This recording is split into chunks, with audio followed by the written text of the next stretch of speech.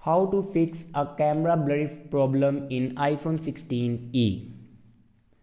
So let's start the video. First of all, clean your camera lens with soft cloth or tissue and remove your camera lens protector and update a new one camera lens protector.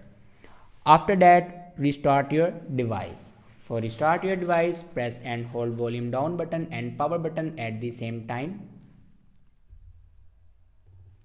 And then swipe this icon to right side, and after restart your device, your problem will be fixed.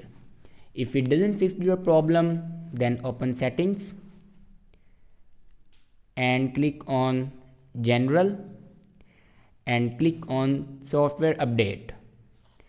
Now here you can check your latest version will be updated or not. If it doesn't update to latest version, then update it to latest version.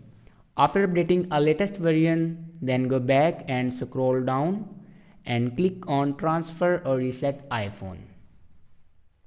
Now click on reset and then click on reset all settings. And here enter your passcode to reset all the settings. It will reset all the settings but never destroy any other data like photos, videos and other data. It will only reset your settings. After reset all the settings, your problem will be fixed. I hope this video is helpful for you. Thanks for watching.